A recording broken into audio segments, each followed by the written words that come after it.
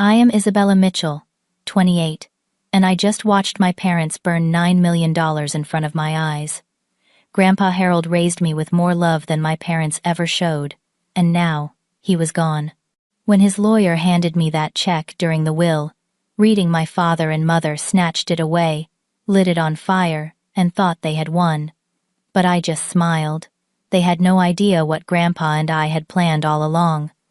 Before I tell you what really happened in that attorney office, let me know where you are watching from. Hit that like button and subscribe if you have ever dealt with toxic family members.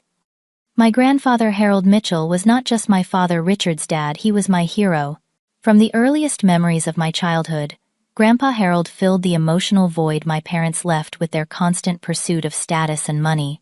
While they attended cocktail parties and networked with the elite, I spent weekends at Grandpa's sprawling Victorian house, learning about life integrity and the value of honest work.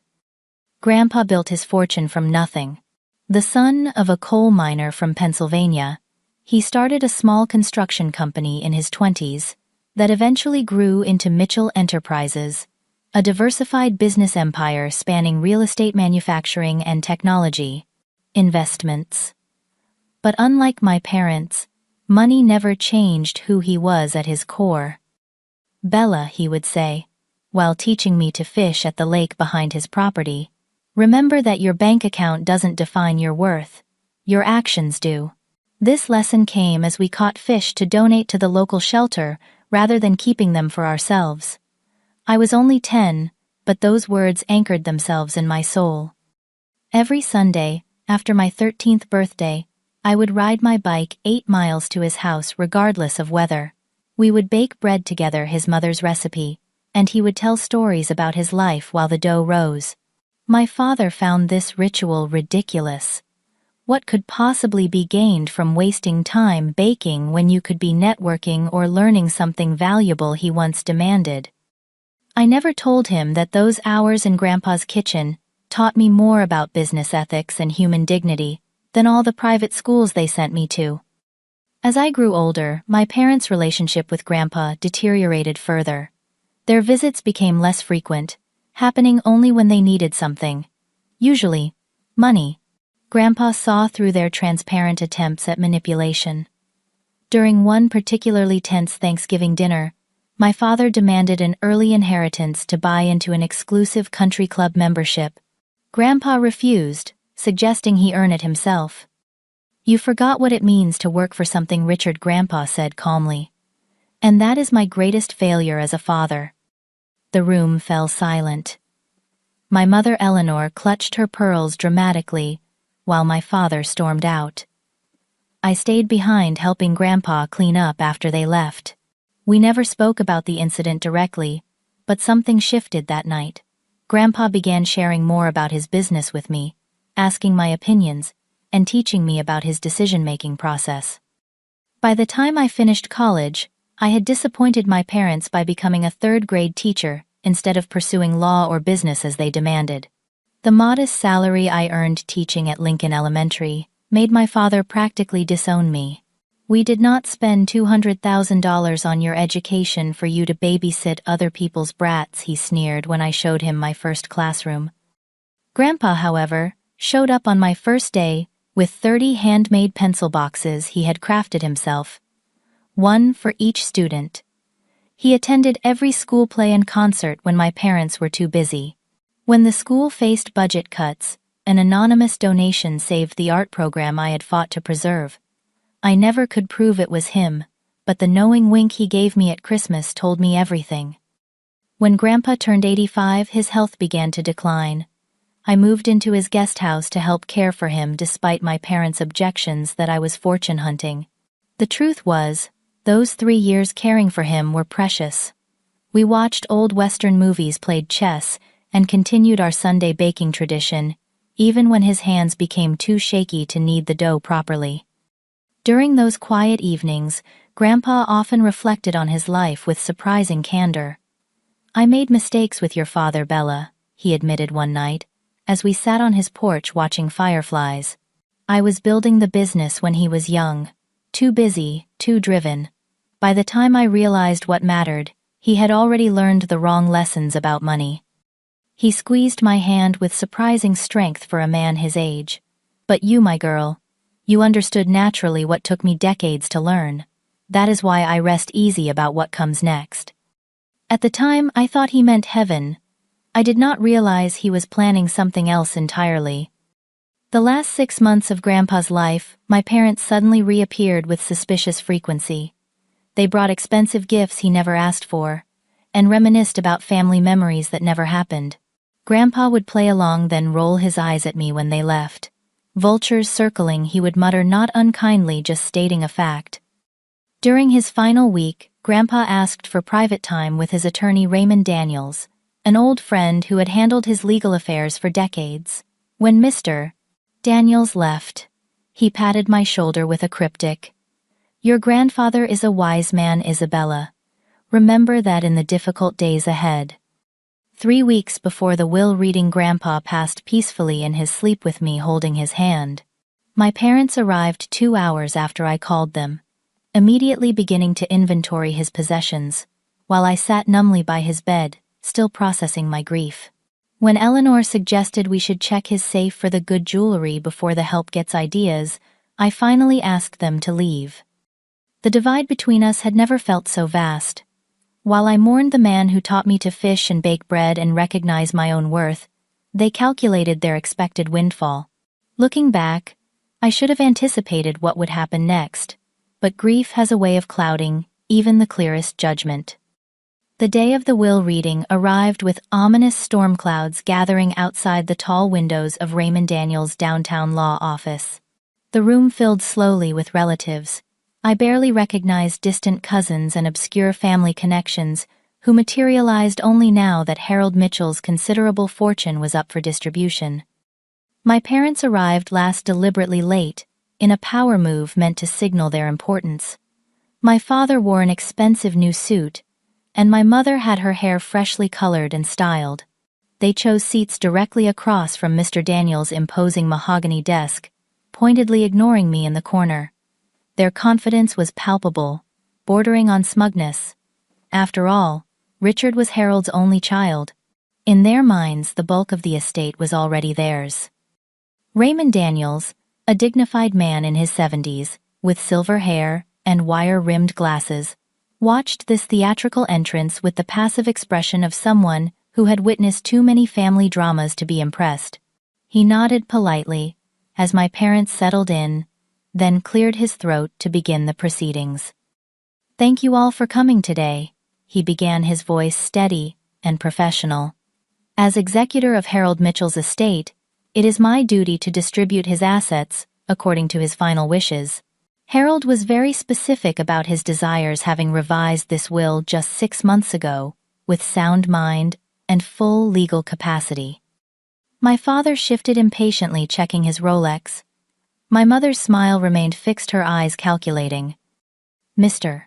Daniels began with smaller bequests, $10,000 to Harold's longtime housekeeper Maria, $25,000 to his gardener Franklin, who had tended his property for decades, donations to various charities Harold had supported throughout his life. With each announcement, my parents' expressions soured slightly. Every dollar to someone else was one less for them. "To my niece Abigail Wilson I leave my summer cabin in Vermont, and $100,000, Mr. Daniels continued, nodding toward a cousin I vaguely remembered meeting at family reunions years ago. "To St. Jude Children's Hospital I leave $5 million for the establishment of a research wing in memory of my late wife Margaret." My mother gasped audibly at this. $5 million was serious money even to them. My father's jaw tightened, but he maintained his composure, clearly still confident that the bulk of the estate, the business interests, primary properties, and investment portfolios would come to him. The remaining bequests concern the primary assets of Harold Mitchell. Mr. Daniels announced, adjusting his glasses. The room grew silent. "Regarding Mitchell Enterprises and all associated business holdings, real estate portfolios, stock investments, and liquid assets currently held in the Mitchell Family Trust." My father leaned forward unconsciously, practically salivating. These assets, with a current market valuation of approximately $50 million, are to be distributed as follows. Mr. Daniels paused, taking a sip of water before continuing. I felt my heart racing not from anticipation of wealth, but from knowing how explosive the next moments would be. To my son Richard Mitchell and his wife Eleanor, I leave the sum of $100,000 and my collection of fishing equipment which Richard never learned to appreciate. The silence in the room was deafening. My father's face flushed deep crimson. My mother's mouth opened and closed wordlessly like a fish out of water. Before either could recover enough to speak, Mr. Daniels continued. To my beloved granddaughter Isabella Mitchell, who understood the true value of family and showed me kindness without expectation of reward, I leave the sum of $9 million to be delivered immediately by cashier's check. Mr. Daniels reached into a folder and withdrew an official bank check with my name printed on it. The amount $9 million seemed surreal, the zeros blurring before my eyes. Additionally, Mr. Daniels continued, but was interrupted as my father suddenly stood his chair scraping loudly against the hardwood floor. "This is outrageous!" he bellowed, his face contorted with rage. "She manipulated him when he was old and vulnerable. This will is a fraud." Mr. Daniels remained calm. Richard I personally witnessed Harold's mental competency. He was of sound mind, and— "Liar!" my mother shrieked, jumping to her feet. "She turned him against us. His own son." The room erupted in murmurs as relatives processed the shocking turn of events. Mr. Daniels attempted to restore order, but my parents were beyond reason. As he approached me with the check in hand, my father lunged across the room with surprising speed. "You ungrateful little snake," he snarled, ripping the check from my hands before I could even process what was happening. "You think you can steal what rightfully belongs to us?" My mother fumbled in her designer purse, producing a gold lighter, the one she used for her occasional cigarettes at parties. "This is what you get for cutting us off from him," she hissed, flicking the lighter to produce a flame. Everything seemed to move in slow motion as my father held the check to the flame. The paper caught quickly, curling and blackening at the edges. "No inheritance for you," he sneered, dropping the burning check into a metal wastebasket where it continued to smolder. The room exploded in chaos. Relatives gasped and shouted. Mr. Daniels tried to intervene but stopped short when he saw my face, because instead of crying or screaming as everyone expected, I was smiling. My calm reaction confused everyone, especially my parents. Their moment of triumph faltered as uncertainty crept into their expressions. "Why are you smiling?" my father demanded, suddenly suspicious. I said nothing, maintaining my composed demeanor as I rose from my seat. Mr. Daniels made a move toward me, concern evident in his eyes, but I subtly shook my head. He understood immediately and stepped back. "You burned the check," I said quietly, addressing my parents. "If that makes you happy, so be it."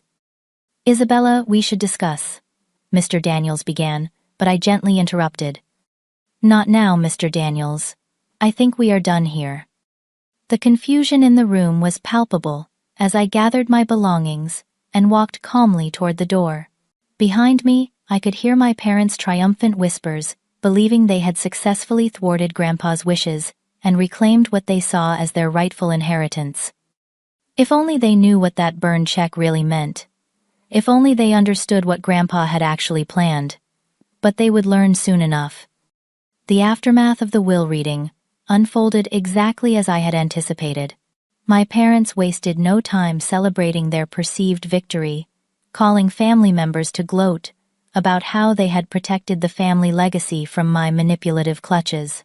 Their version of events spread through our extended family like wildfire. Poor Richard and Eleanor, nearly robbed of their rightful inheritance by their scheming daughter who had isolated Harold in his final years. By the next morning, my phone overflowed with accusatory text messages and voicemails from relatives I barely knew. "How could you take advantage of a dying old man?" wrote my father's cousin Meredith, who had visited Grandpa exactly twice in the past decade. "You should be ashamed of yourself," declared Uncle Peter, who had once asked Grandpa for a $50,000 loan he never repaid. The most painful message came from my Aunt Judith, my father's sister, with whom I had always felt a connection. "I always thought better of you, Isabella. Your grandfather would be disappointed in what you've become." That one stung because Aunt Judith had witnessed my childhood devotion to Grandpa. She had seen me ride my bike through rainstorms to visit him, had watched me tend to him when he was ill. Her willingness to believe the worst of me revealed how effectively my parents had poisoned the family against me. The only person who stood firmly in my corner was my best friend Cassandra Taylor Cassie, who had known me since 6th grade and had spent countless weekends at Grandpa's house with me. "Your family is certifiable," she declared, when I showed her the barrage of messages. "These people ignored Harold for years, and now they are outraged on his behalf. The hypocrisy is breathtaking." Cassie urged me to fight back, to tell everyone about how my parents had literally burned my inheritance in front of witnesses, but something held me back. Perhaps it was Grandpa's voice in my head reminding me that reacting to cruelty with more conflict rarely solves anything. Instead, I focused on processing my grief over losing Grandpa, while continuing my work at Lincoln Elementary, where my 3rd graders provided a welcome distraction from family drama. I took a temporary leave from the guest house on Grandpa's property, now technically owned by some unknown entity, until the estate was settled, and moved in with Cassie until I could find a new apartment. 3 days after the will reading, my father called. This was unusual enough to make me answer despite my better judgment. "Isabella," he began with forced pleasantness, "your mother and I feel terrible about how things escalated at the attorney's office." "Do you?" I replied neutrally, waiting for the real purpose of his call. "We were emotional," he continued. "Grief affects people in strange ways." "It certainly does." A brief silence followed before he came to his point. "We are willing to put this unfortunate episode behind us. Families should stick together in difficult times." Translation: They wanted access to Grandpa's house to continue inventorying valuables before the estate was settled. I had the keys and the security system codes, and they did not. "I appreciate the sentiment, Dad," I replied carefully. "But I think some time apart might be best for all of us." His tone instantly hardened. "This stubbornness is childish, Isabella. We are your parents. You owe us respect." "Respect is earned," I said quietly, thinking of Grandpa's patient lessons on self-worth. "And you burned mine in that wastebasket." I ended the call as he began shouting threats about contesting the will and exposing my manipulation of Grandpa. That night, I made the difficult decision to block both my parents' numbers and any relatives who had sent abusive messages. The weight that lifted from my shoulders confirmed it was the right choice. The next few weeks brought escalating pressure. My parents began showing up at Lincoln Elementary, forcing me to ask the school administration to enforce visitor protocols. They left notes on my car and attempted to ambush me at the grocery store. Each encounter featured the same toxic mixture of accusations, gaslighting, and veiled threats. "We just want what your grandfather would have wanted," my mother insisted during one unplanned confrontation outside my classroom. "We can work together on this, Isabella. Why are you being so difficult?" The campaign expanded to social media, where my mother posted thinly veiled references to elder abuse and family betrayal that mutual connections understood were about me. Former family friends chose sides most aligning with my parents, whose social capital and networking skills had always ensured loyalty in their circles. By the 1-month mark after Grandpa's will reading, I had lost 15 pounds from stress and barely slept through the night. The emotional toll of being villainized by my entire family dredged up childhood wounds I thought long healed. Memories resurfaced of similar patterns, my parents manipulating situations, recasting themselves as victims, and isolating me when I failed to comply with their narrative. Through it all, I maintained my silence about what really happened at the will reading, partly because dignity demanded it and partly because something in me trusted Grandpa's process, however mysterious it remained. He had taught me that character reveals itself in time. I was witnessing that truth unfold in spectacular fashion. Meanwhile, my parents flaunted their apparent victory. They began renovating Grandpa's house without clear legal authority to do so, hosted parties for their social circle, and even gave an interview to the local newspaper about continuing the Mitchell legacy. The article mentioned their plans to sell off parts of Mitchell Enterprises to finance a luxury retirement community development, something Grandpa had specifically opposed because it would require displacing a historic Black neighborhood. Their behavior confirmed everything Grandpa had feared about their stewardship of his life's work. They viewed his empire as merely a resource to be exploited, rather than a responsibility to the community he had helped build. 6 weeks after the will reading, I noticed a silver sedan parked across from my new apartment building 3 days in a row. On the 4th day, I spotted my father's personal assistant Lawrence, behind the wheel, poorly disguised in sunglasses and a baseball cap. They were having me followed. That same evening, I received an unexpected phone call from Raymond Daniels. "Isabella," he said, his voice low and serious, "I believe it's time we continued our discussion about your grandfather's estate. Could you come to my office tomorrow morning, 9 o'clock before regular hours? Use the service entrance if you don't mind." His tone conveyed volumes. Something significant was happening. "I'll be there, Mr. Daniels," I promised, a flutter of anticipation rising in my chest. "And Isabella," he added, "just before hanging up, you might want to make sure you're not followed." The next morning, I left my apartment at 5:30 hours before my usual departure time. After a circuitous route involving 2 bus transfers and a half-mile walk through a shopping mall, I was confident no one was tracking me.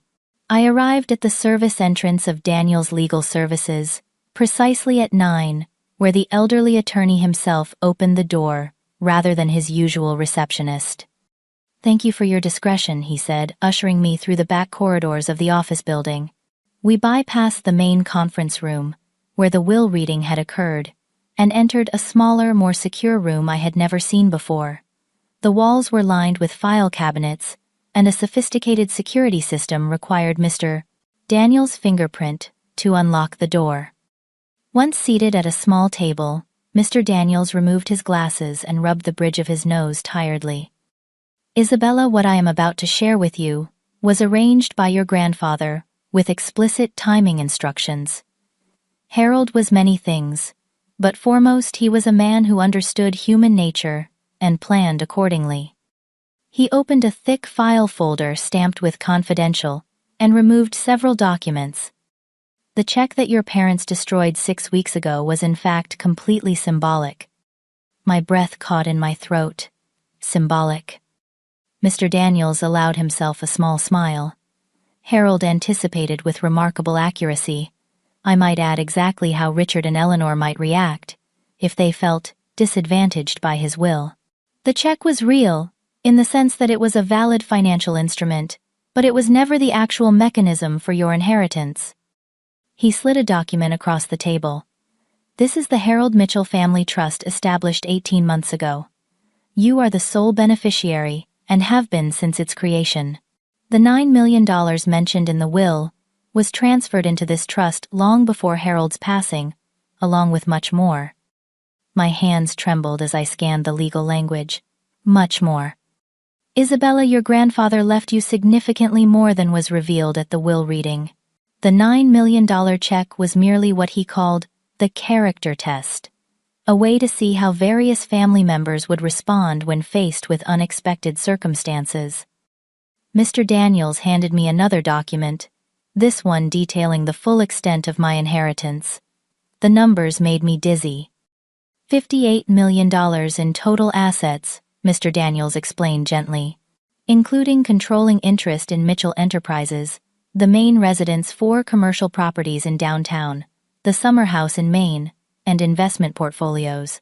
Everything except the small bequests mentioned at the reading. I struggled to process this information. But why the charade? Why not just say this at the will reading? Mr. Daniels leaned back in his chair. "Your grandfather and I had many discussions about this approach.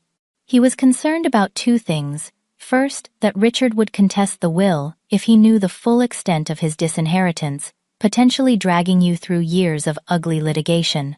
Second, and more importantly to Harold, he wanted to protect you. Protect me.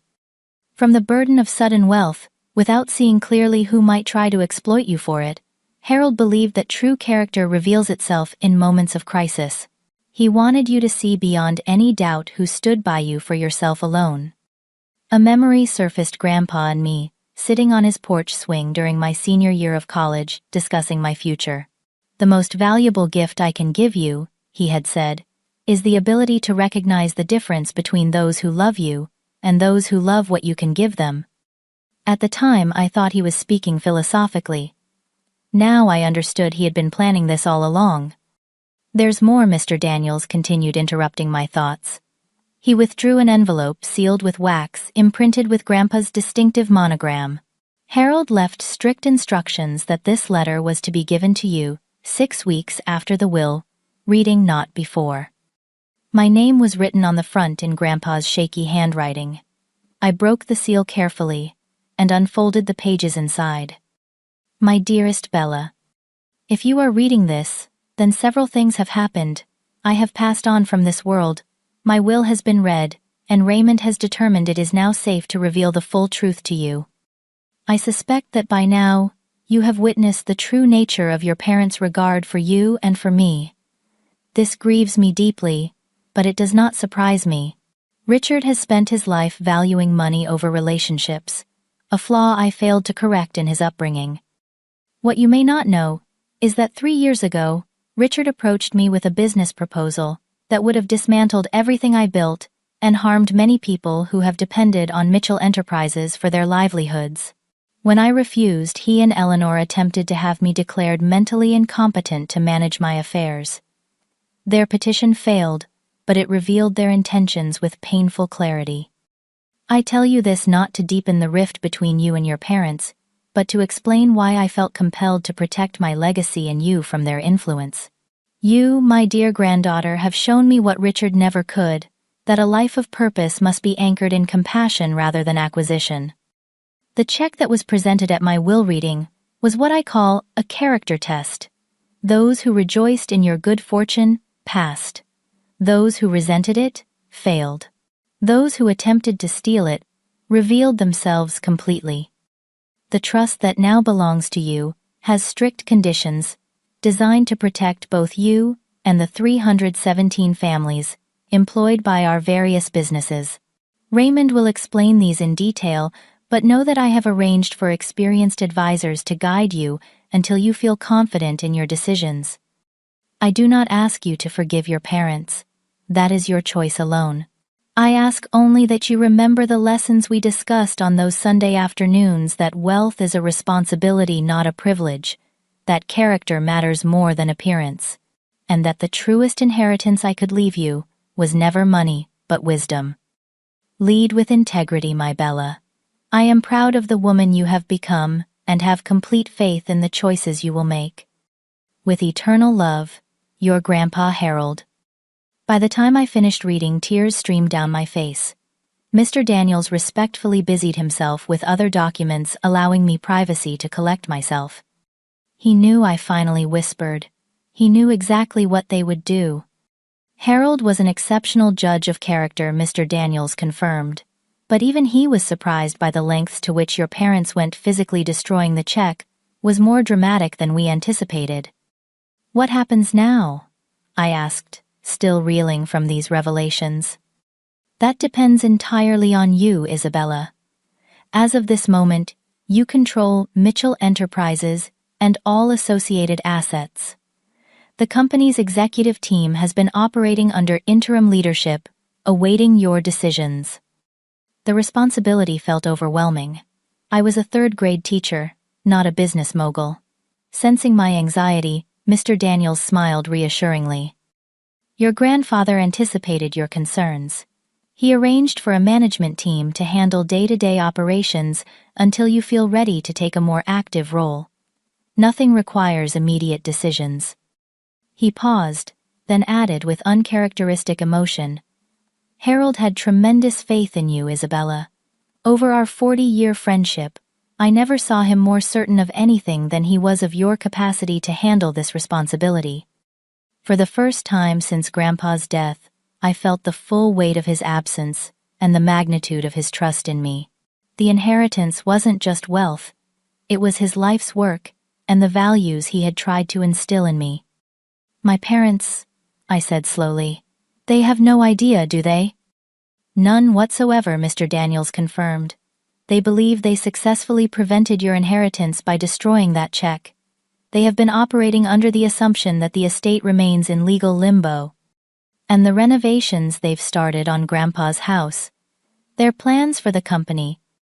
Without legal authority, all actions taken regarding any Mitchell property or business interests, since Harold's passing, are subject to your approval as the rightful owner. A plan began forming in my mind, not motivated by revenge but by a desire for truth and closure. Mr. Daniels, I need your help with something. The attorney leaned forward, his expression serious, but with a glint of anticipation in his eyes. I had a feeling you might. What did you have in mind?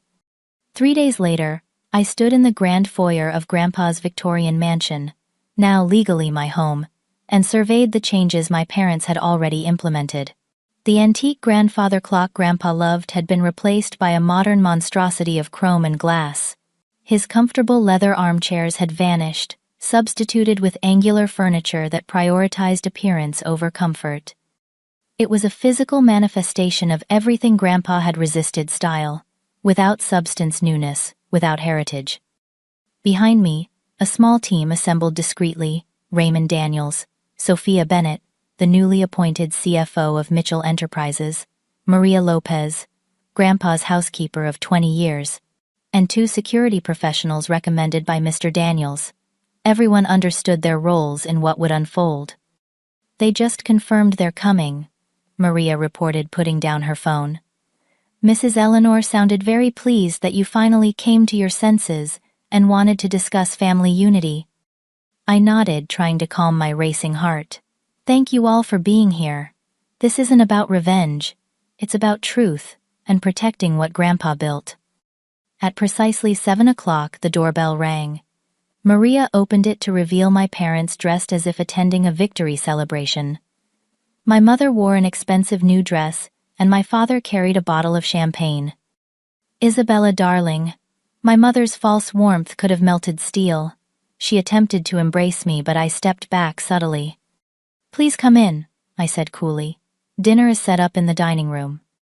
Their eyes darted around, taking inventory of the changes they had made to the house, clearly pleased with themselves. They followed me through the foyer, my father already launching into his prepared speech. I'm glad you've reconsidered your position, Isabella. Family disagreements can be so unpleasant, but in the end, blood is thicker than water. The dining room doorway revealed our assembled group, waiting around the massive oak table where Grandpa had hosted countless family meals.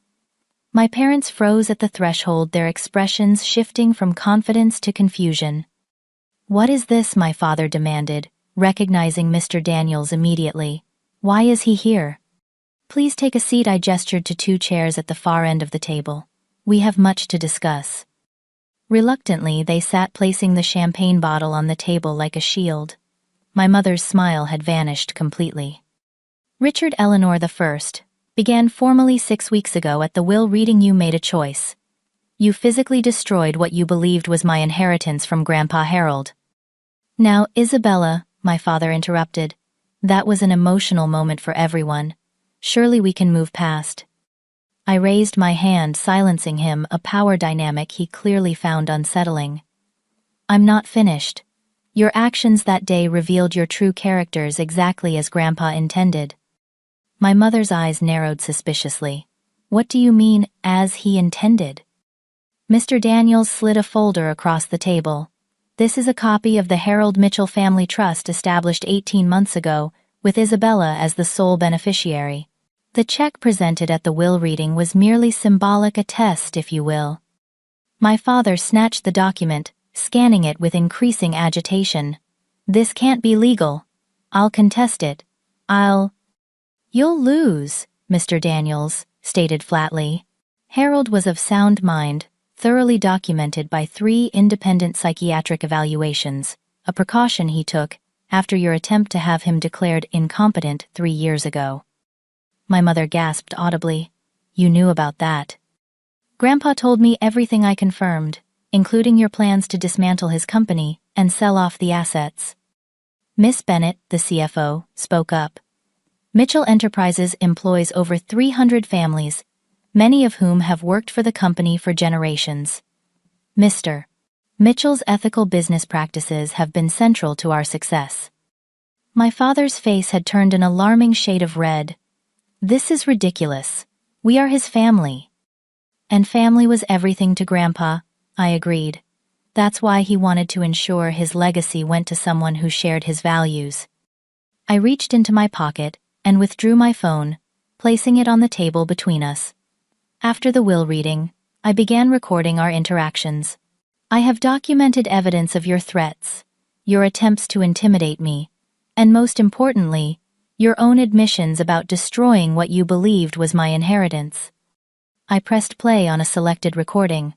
My father's voice filled the room. We did you a favor burning that check, you ungrateful brat. Now the money stays where it belongs with us. My mother looked stricken.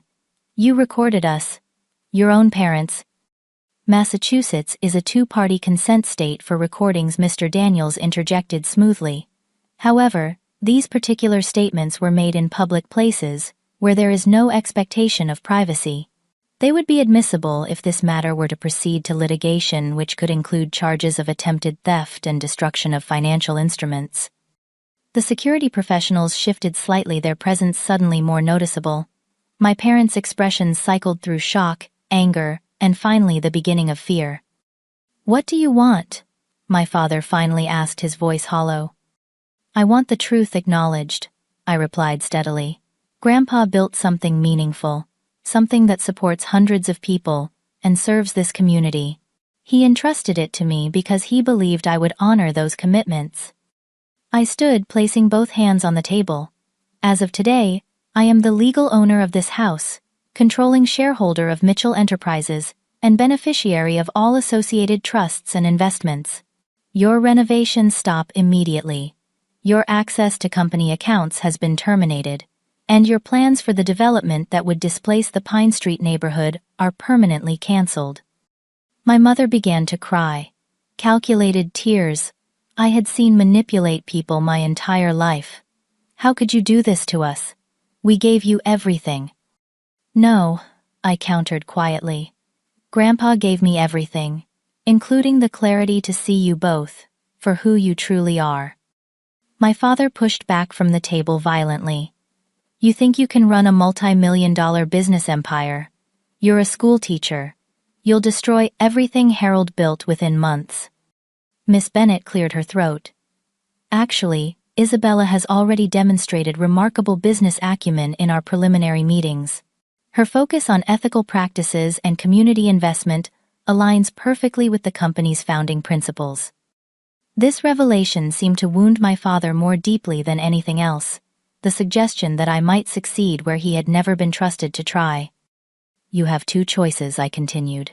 Option 1, contest. The trust spend years in expensive litigation. You will ultimately lose and destroy whatever remains of your reputation in this community. Option 2, accept Grandpa's decision, maintain a limited relationship with me on my terms, and perhaps salvage something meaningful from this situation. Your terms, my mother spat. Who do you think you are? I'm Harold Mitchell's granddaughter, I replied simply. And these are my terms. You will seek therapy to address the patterns of manipulation and emotional abuse that have characterized our relationship.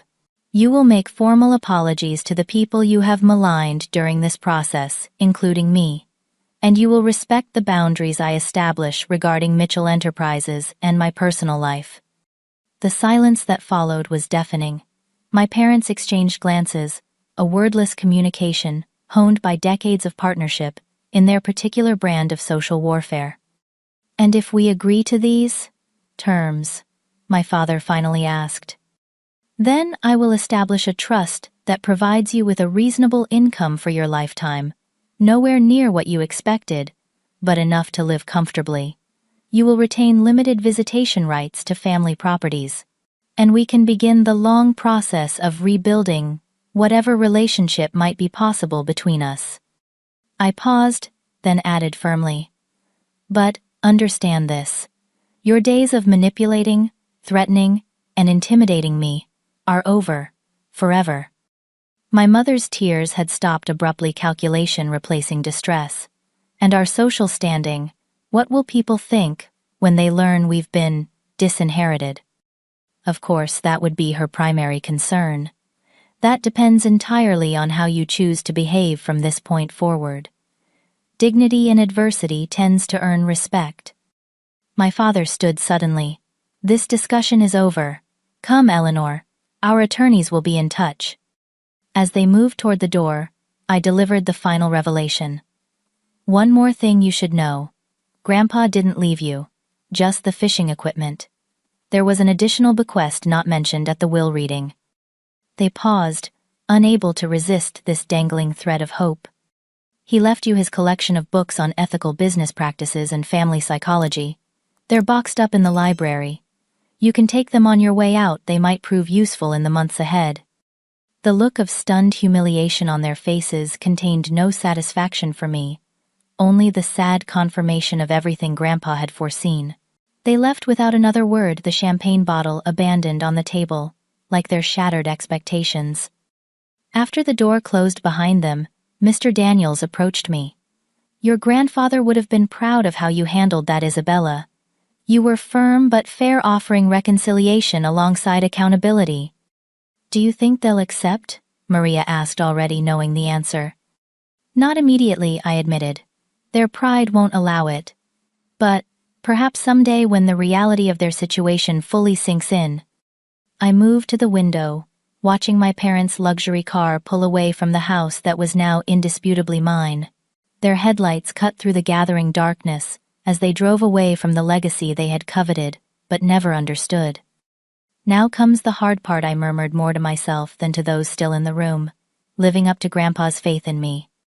The 6 months following my confrontation with my parents unfolded in ways I never could have imagined.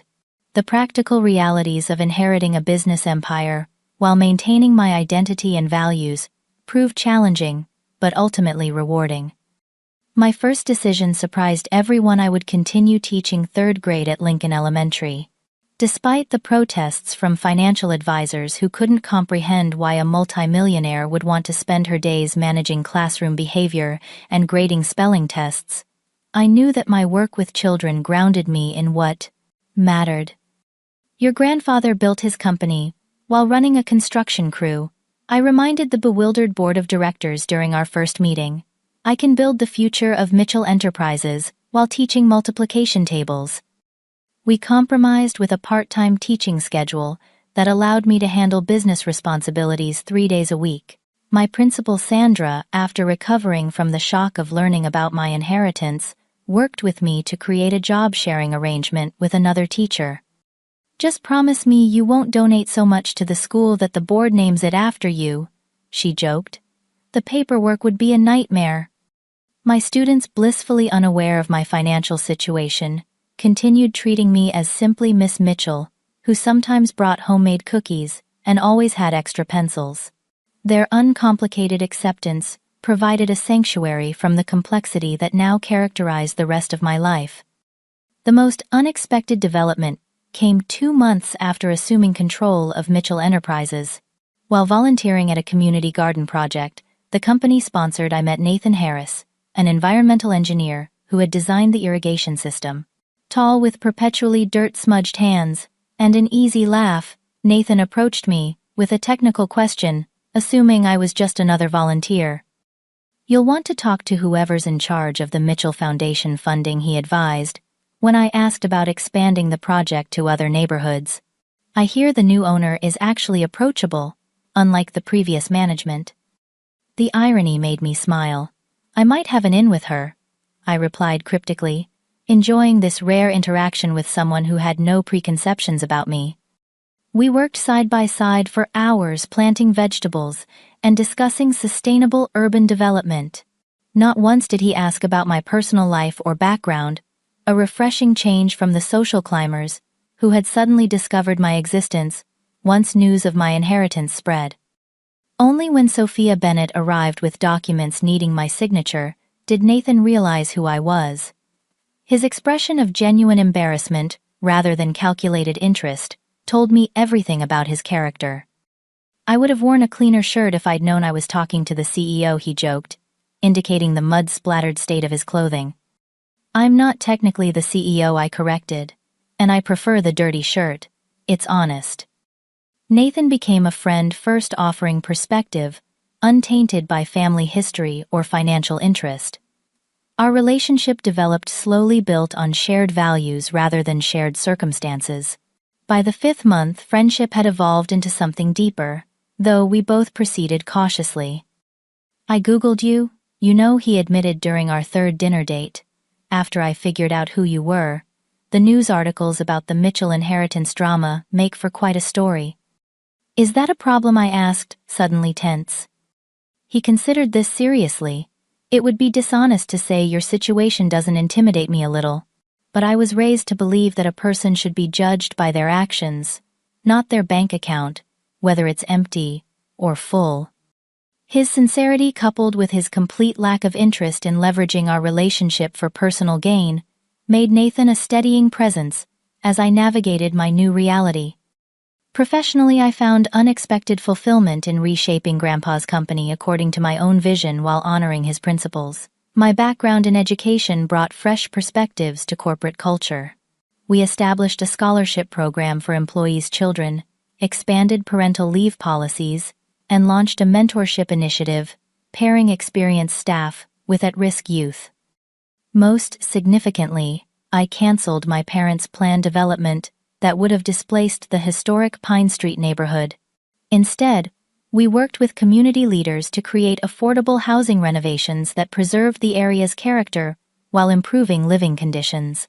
The project became a model for ethical urban development, earning accolades from city officials, and more importantly, the gratitude of families who had lived there for generations. Not all transitions were smooth. Several longtime executives resigned, rather than report to Harold's schoolteacher granddaughter. Their departures created space for promoting talented employees who shared my values but had been overlooked in the previous hierarchy. Sophia Bennett, once the assistant financial controller, flourished as CFO, bringing both technical expertise and ethical clarity to our financial decisions. "Your grandfather hired me 15 years ago when no one would take a chance on a single mother with gaps in her resume," she confided during a late-night planning session. "He said, 'Potential matters more than pedigree. I see that same quality in you.'" Her words touched me deeply, affirming that I was indeed carrying forward something essential of Grandpa's legacy. As for my parents, their response to their diminished circumstances unfolded predictably. They initially pursued their threat of legal action, filing petitions, challenging the trust's validity.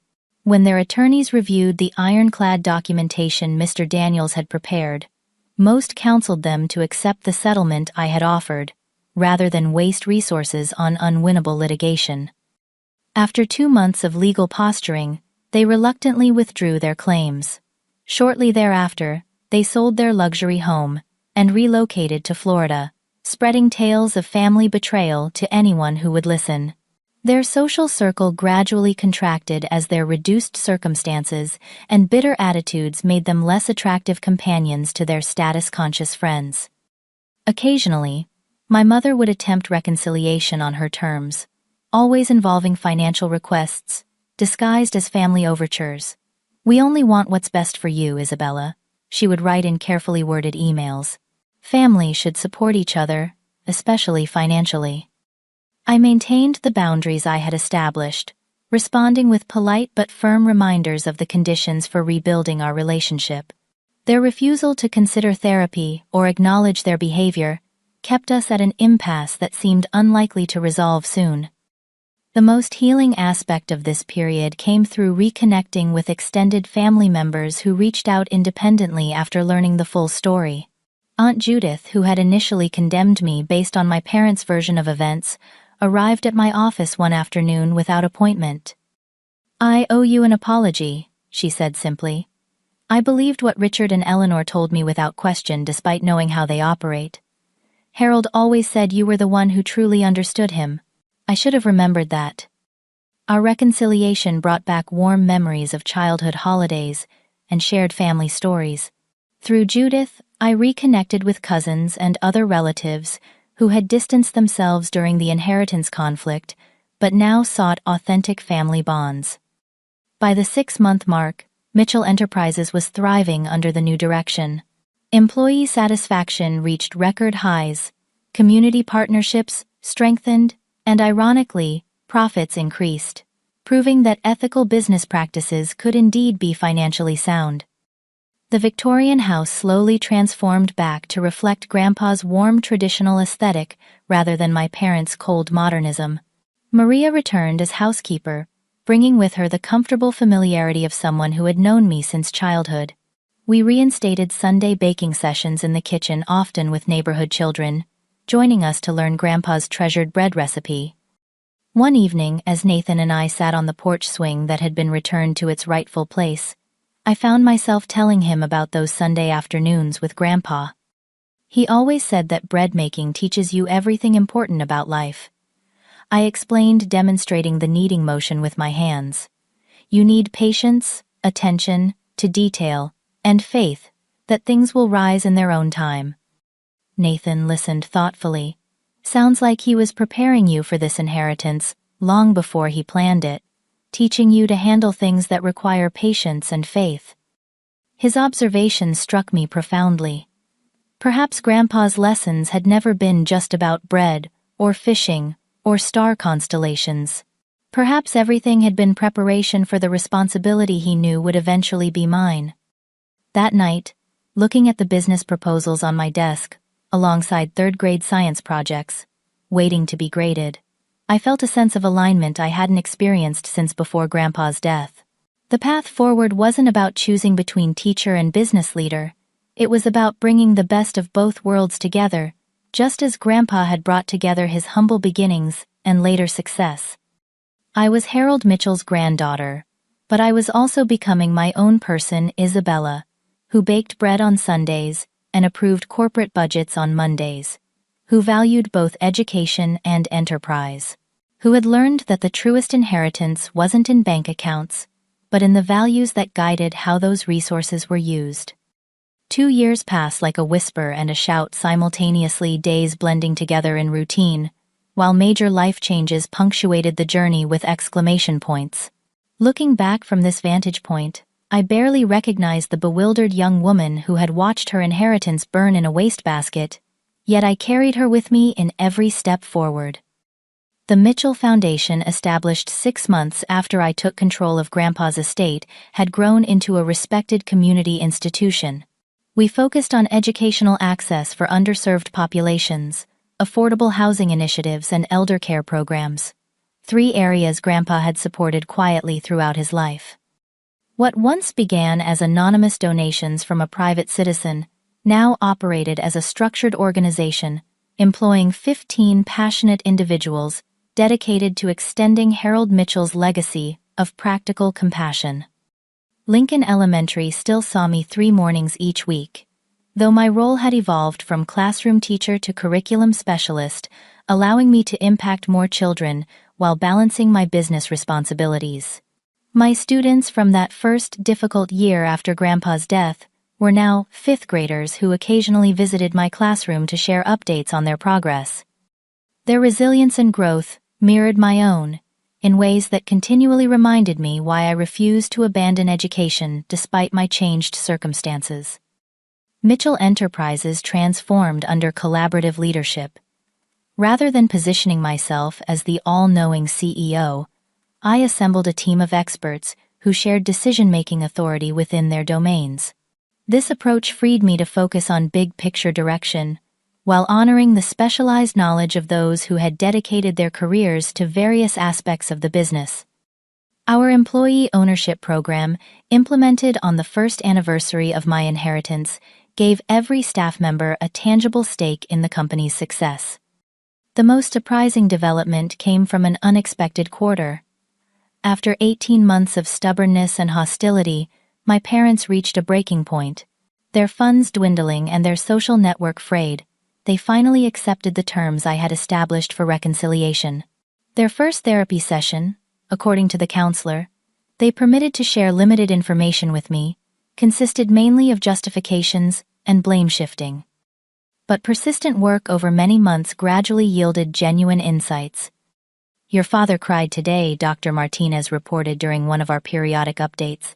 Not manipulative tears, but the kind that come from recognizing 40 years of misplaced priorities. My mother's progress came more slowly, her identity so thoroughly entwined with social status that dismantling those patterns required more intensive work.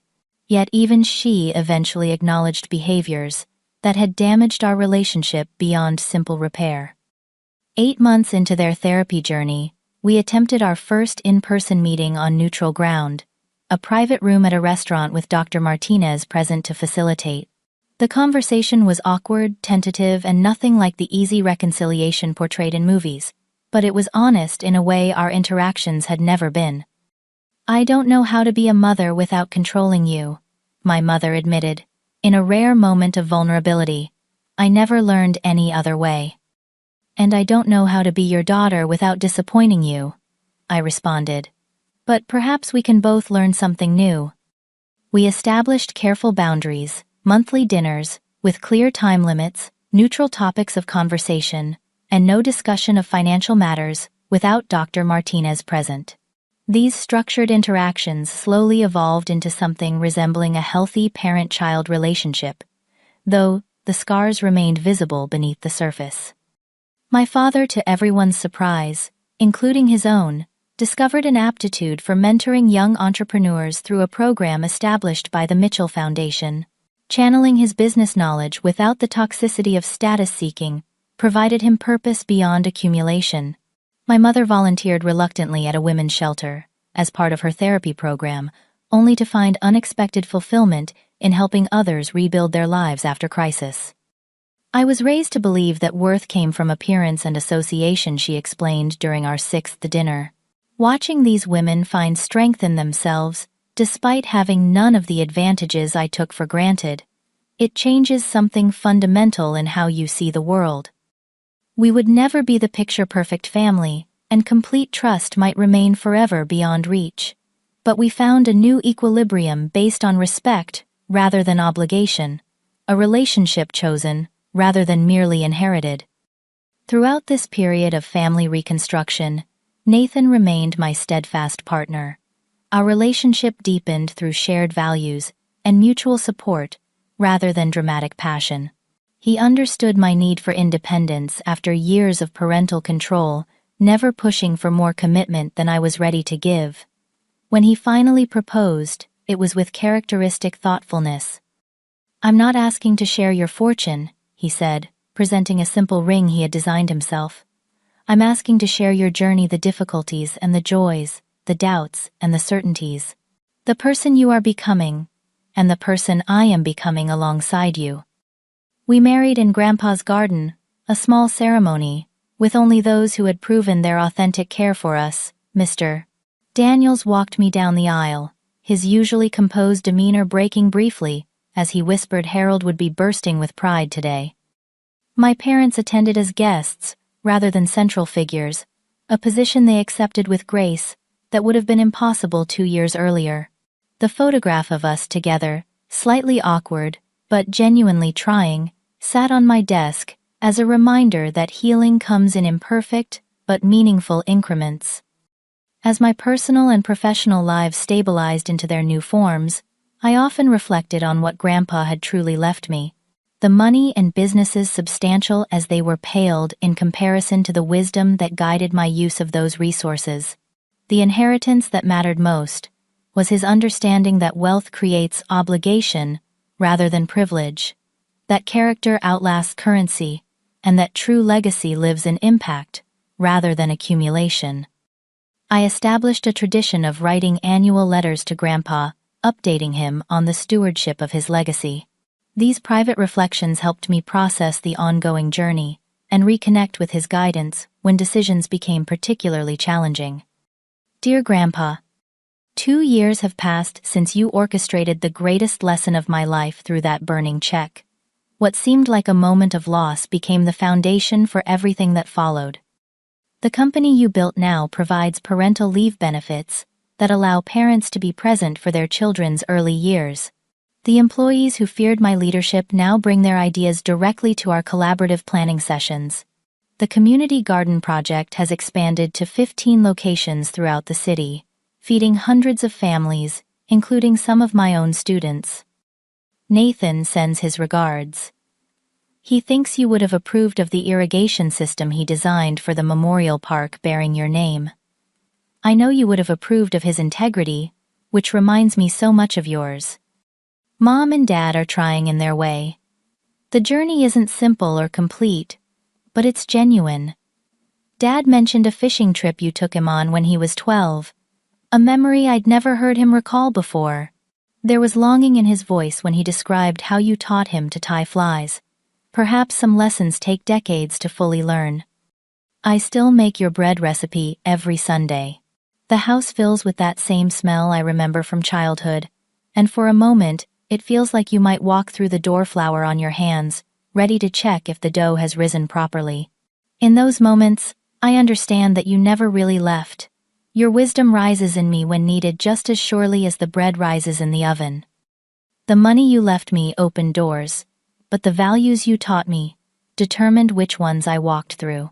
That remains the truest inheritance, the ability to discern what matters, to recognize genuine connection, and to use resources for purpose, rather than power. I hope I'm making you proud. With eternal gratitude, your Bella. 2 years after watching my parents burn what they thought was my future, I understood that Grandpa's greatest gift wasn't financial security, but the freedom to define success on my own terms. He had created a test that revealed the true character of everyone, involved myself included, and prepared me to handle the results with grace rather than bitterness. The journey from that attorney's office to today involved pain adjustment and profound growth. The wounds inflicted by family betrayal hadn't disappeared, but had transformed into sources of wisdom and discernment. I learned to recognize authentic relationships, to establish healthy boundaries, and to extend compassion without sacrificing self-respect. Most importantly, I discovered that true wealth isn't measured in millions, but in meaning. The lives improved, the communities strengthened, and the values transmitted to future generations. That was Grandpa's real legacy, and now it was mine to carry forward. What my parents burned that day wasn't my inheritance at all. It was their last illusion of control over my life and Grandpa's legacy. In its place rose something far more valuable: the clarity to see people for who they truly are, the courage to protect what matters, and the wisdom to build something meaningful from the ashes of disappointment. Have you ever experienced a moment when someone's true character was revealed in a crisis? How did it change your perspective on that relationship? Share your thoughts in the comments below, and if this story resonated with you, please like, subscribe, and share it with someone who might need to hear that sometimes what looks like losing something valuable can actually be the beginning of finding something priceless.